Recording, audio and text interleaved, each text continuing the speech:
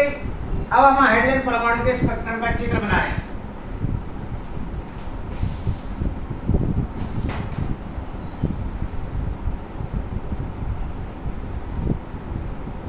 Spectrum का चित्र।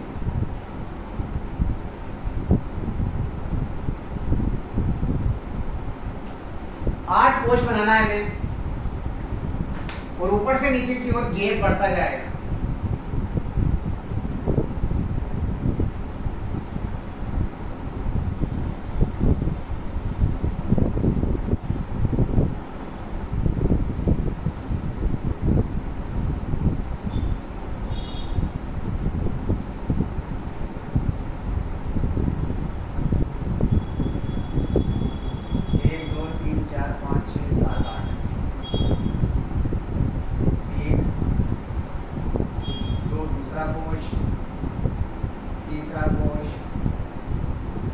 चौथा कोश,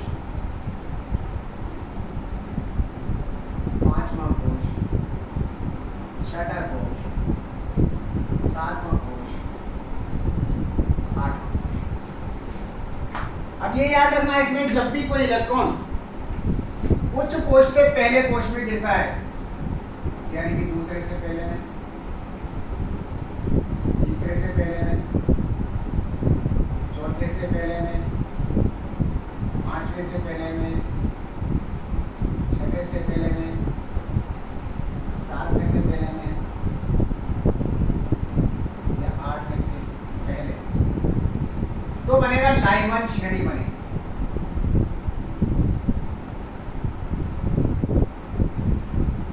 अब इस लाइमन श्रेणी के लिए n1 बराबर तो हमेशा क्या हो गया, 1 और n2 बराबर 2, 3। दूसरे से पहले में, तीसरे से पहले में, चौथे से पहले में, पांचवें से पहले में, छठे से पहले में, आठवें से पहले में, नौवें से पहले में आएगा तो कौन सी श्रेणी बनेगी भाई, लाइमन श्रेणी बनेगी।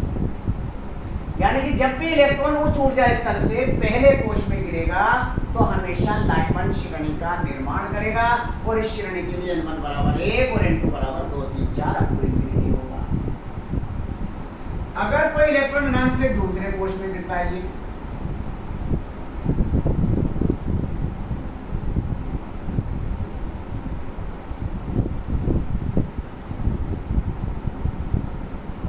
तो बनेगी बामर श्रेणी। इसके लिए n1 बराबर क्या हो जाएगा भाई, 2 और n2 बराबर 3 और 5। और जब भी कोई इलेक्ट्रॉन अनंत से तीसरे कोश में गिरे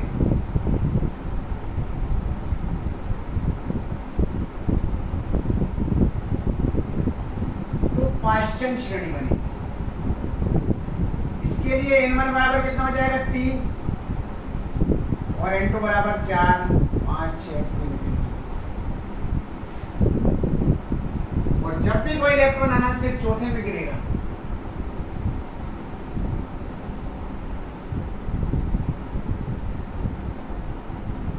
तो ब्रैकेट श्रेणी बनाएगा। इसके लिए n1 बराबर 4 और n2 बराबर 5, 6, 7।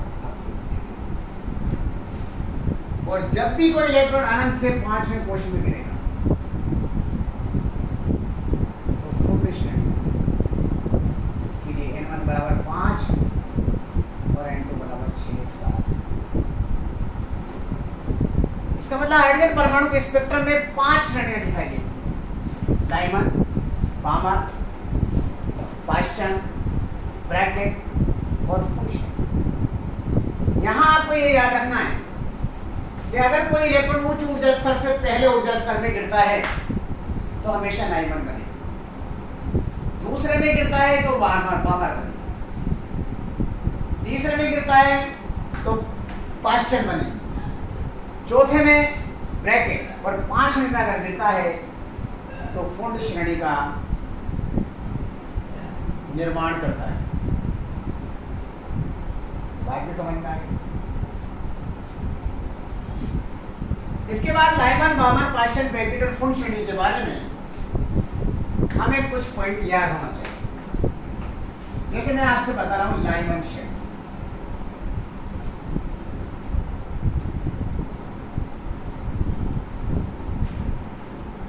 नंबर है, जब कोई इलेक्ट्रॉन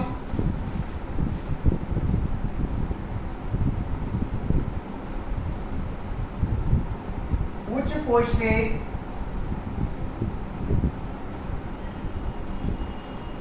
पहले कोश में गिरता है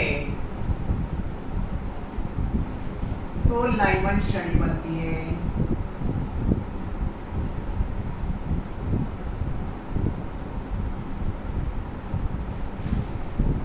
इस श्रेणी के लिए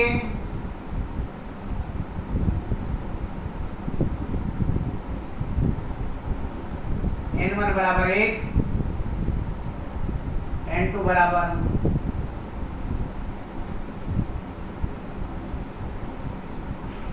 2, 3, 4, 5 अप टू इंफिनिटी होगी।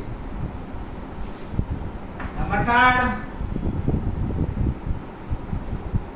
ये श्रेणी पराबैंगनी क्षेत्र में होती है। कौन से क्षेत्र में होती है? पराबैंगनी क्षेत्र में होती है। और इसकी तरंग लंबाई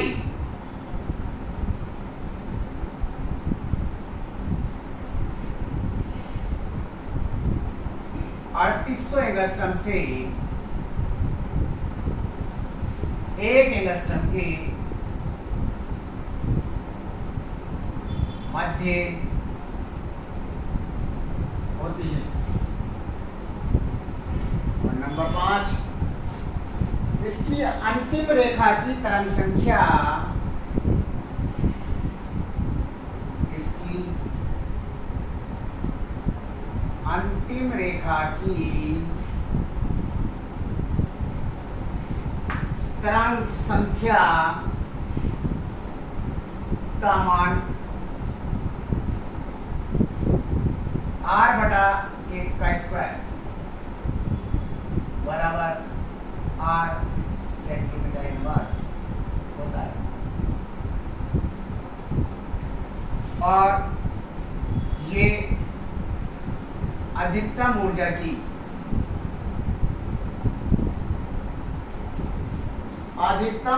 की श्रेणी है।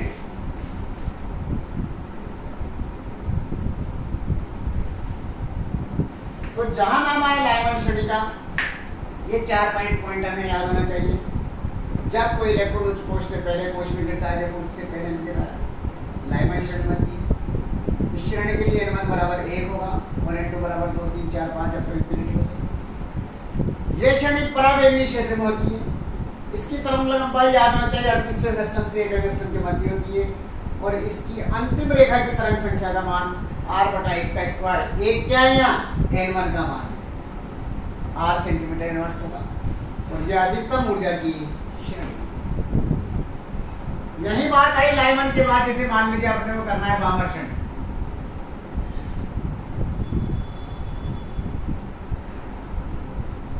देखिए, जब कोई इलेक्ट्रॉन उच्च कोश से यहाँ क्या जाएगा, देखो दूसरा कोश में गिरता है, तो कौन सी श्रेणी बनती है भाई? इस श्रेणी के लिए n1 बराबर कितना हो जाएगा और n2 बराबर 3, 4।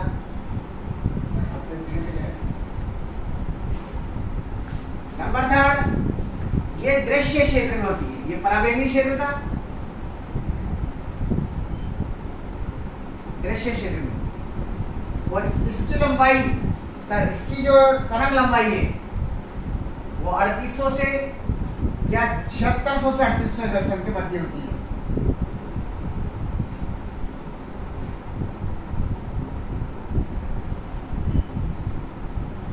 इसकी अंतिम रेखा की तरंग संख्या r/, यहाँ क्या जाएगा? 2 का स्क्वायर बराबर r/4 सेंटीमीटर इनवर्स।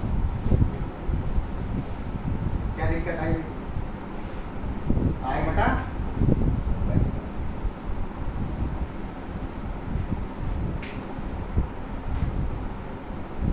अगर हम बात करें पार्शियल श्रेणी की,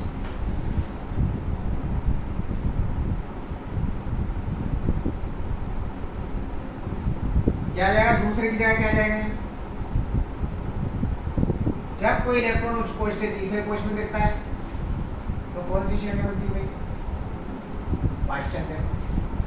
इस श्रेणी के लिए n1 बराबर कितना हो जाएगा और n2 बराबर क्या हो जाएगा? ये अवरक्त क्षेत्र में होती है। इसकी तरंग लंबाई 7600 एंगस्ट्रॉम से अधिक होती है।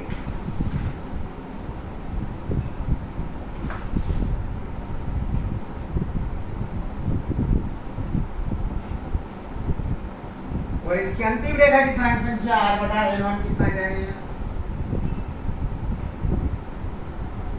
r/9 centimetre. लाइमन हो गई, बामर हो गई, क्वेश्चन हो गई। ब्रैकेट की बात करें अपन चौथी श्रेणी, ब्रैकेट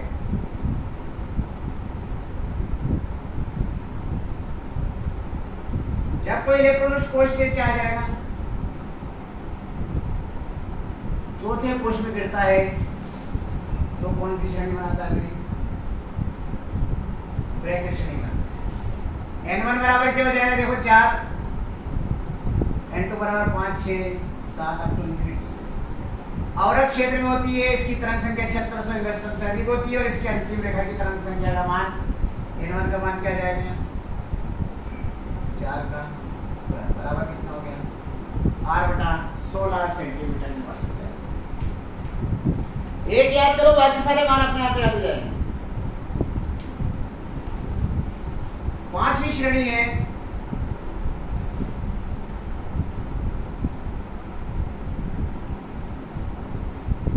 फोर्थ श्रेणी।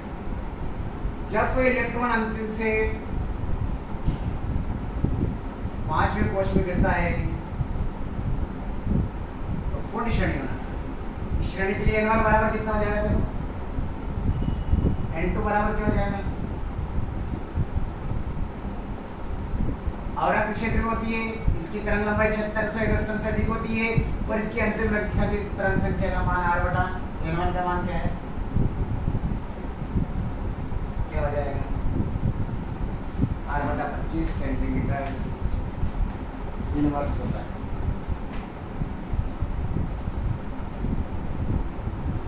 बोलिए कोई प्रॉब्लम किसी बच्चे को?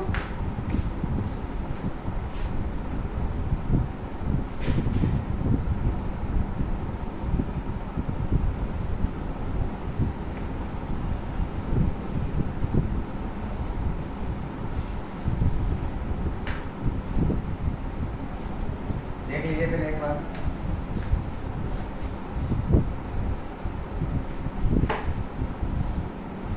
इसके बाद देखिए आपसे सवाल पूछ रहा था हाइड्रोजन परमाणु के स्पेक्ट्रम का चित्र बनाइए। चित्र बना लेंगे और जितने 3-4 बातें आपको बताई गई हैं, इसकी तरंग संख्या, तरंग लंबाई, कौन से क्षेत्र में होती है, पूछ लिया जाता है। एक पूछा जाता है यदि n बराबर 7 हो तो इसमें कुल लाइमन, पामर, पाश्चन, ब्रैकेट, फुंड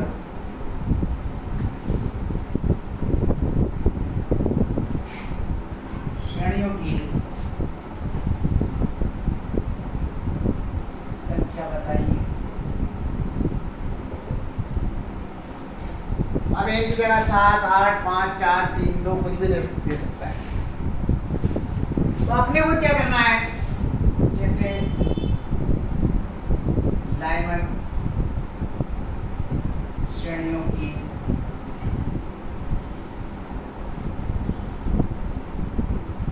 कुल संख्या, क्या फॉर्मूला है इसका? n जो मान दिया हुआ है माइनस n1। n कितना दे रखा है? 7 और लाइमन श्रेणी के लिए n1 का मान कितना हो गया? 1 बराबर शेष हो गया लाइमन का। पामर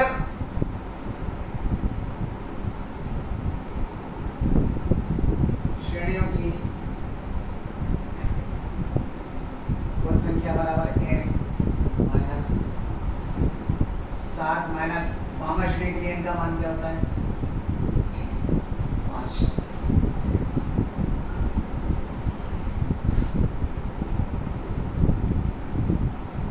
5 चंद श्रेणी की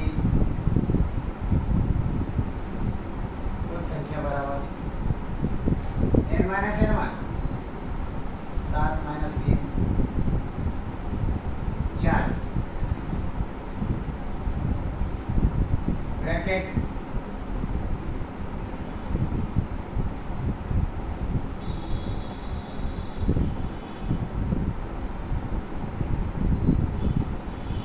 n 7 माइनस n1 ब्रैकेट के लिए कितना हो जाएगा